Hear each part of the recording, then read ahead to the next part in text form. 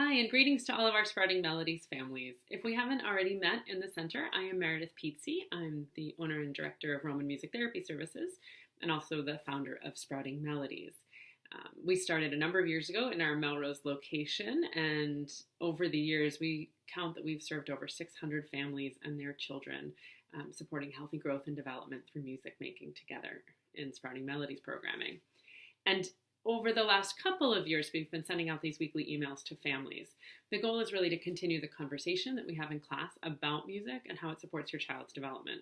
We know that there's only so much talking we can do in the group, and we really do, as Sprouting Melodies providers, try to give you valuable information while you're in the room with your kids, pointing out things that they're doing or the things that we're doing to try to help you see kind of some of our thought process that goes into music, because it's never just a little bit of music. There's a lot of thinking and decision making that happens in each of our sessions about what to do using the music to support their development and growth.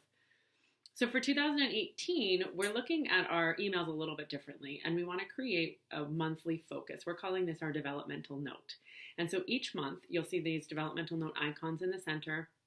They'll have the focus of the month on it. And then each month in our emails to you, we're going to try to further address these focus areas. We are still going to be covering all the areas of development in our music programming. Every song that we use really does touch on almost all levels of development. But these conversations are just a way for us to look at this in focus. So for this month, we are going to be looking at the topic of attachment. And each month we're going to try to send you a short video just to introduce the idea, and then we'll follow up weekly with additional content. If there's something particular that you would like to hear about in these monthly focus areas, or you have a question related to the topic, please let us know, because we can probably add to our content or adjust what we're going to do to address your needs.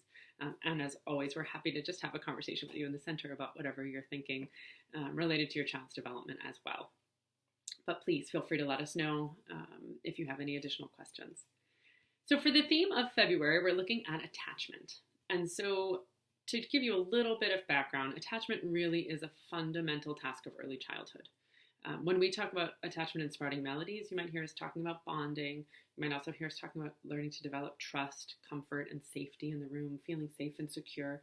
Those are all ways to talk about attachment. What's important for you to keep in mind as a parent is that attachment is about becoming in tune with your child. And moving and playing music together is a natural way to create that sense of attunement where you are connecting with your little one, they're connecting with you. And in that back and forth, we call it the reciprocal relationship of you giving and the child responding, the child giving and you responding, we really do help develop attachment and healthy bonding. So as a parent, one of the things you can think about is really anticipating your child's needs and responding to their cues or their requests. So with little ones, their requests may come from a shift in their body movement or a change in their facial expression. As they get older, they'll start to use signs and they'll start to use words, and you'll see them get upset sometimes before they get really upset. It's looking at those cues and behaviors and really trying to respond to them. So a couple of quick steps to keep in mind, and just trying to keep this simple for you as a way to bring this to your attention this month as we focus on attachment. Step number one is really about watching and listening attentively. If you can take some time to just observe your child's behavior, you want to be their best observer. You want to notice everything that they're noticing and that they're doing and figure out what their cues are. What does it look like when your child is getting really tired? What does it look like when your child is getting really hungry? And in a way, we get used to that when they're infants, but as they get older, sometimes we forget to keep watching for those cues, or sometimes we're just so busy or preoccupied or just stressed out, as we all get as parents. I know I'm there too, that we forget to watch and really listen attentively. So that's step one. Just watch and listen. Step two is then to support with loving language and actions. When our children are still developing expressive and receptive language skills, we want to support them by verbalizing for them what they sometimes can't verbalize. You'll see this in class when a little one maybe throws their maracas, which we know happens from time to time. And so when that happens, we want to reinforce for them, oh, you're all done with maracas, and we'll sign all done. You're all done maracas. Okay, you're all done. So we're communicating. I see you. I see what you're communicating, and I'm going to reinforce that by giving you the language and then maybe taking the maracas away because that's what you're trying to tell me you want or need right now. So you can use language like you're okay when somebody is upset, or picking them up when they want to be held during running, marching, jumping. We know that that's also part of attachment and bonding. And as they feel secure with you, they will venture out. They'll walk around a little bit, then they'll want to be held again. And maybe if they didn't sleep so well the night before, or if they're having any other developmental growing spurts, they might need a little bit more closeness with you. Sometimes it is changes in nursing or changes in traveling. If you are another family member has to travel for work or something else, or there's other things going on, sometimes we just need a little bit more closeness. And that's okay. So we want to support them with that loving language and the loving actions. We also want to then support, this is step number 3. So step 1, watch and listen attentively. Step 2, support with loving language and actions. And step 3 is about supporting healthy attachment to other adults and caregivers in your circle.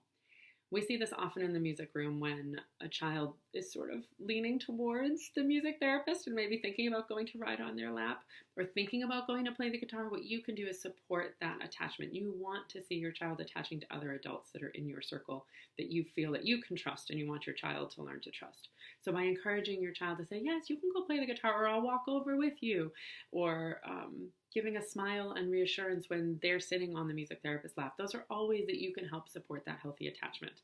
And remember that when we talk about adults and caregivers in the room, it's not just the parents, it's also the babysitters, the nannies, the grandparents, aunts and uncles who come to visit, whoever it is.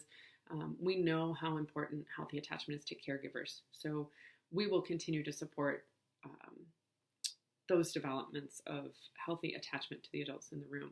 And we hope that you can continue to do the same.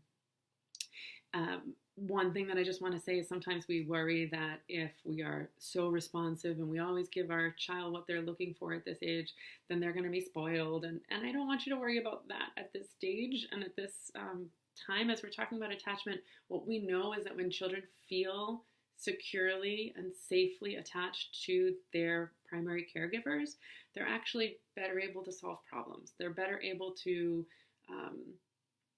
manage frustration, and when they get upset, they recover faster when they get hurt or when they are feeling threatened in some way, which does happen to our little ones. If they feel that safe and secure bond with you, they are going to be much more likely to recover from the setbacks that they experience, not only when they're little, but as they get bigger too. So I encourage you, watch and listen attentively, support with loving language and actions, and support that healthy attachment to other adults and caregivers in your circle. And we'll continue to help support that in our programming. We'll see you soon.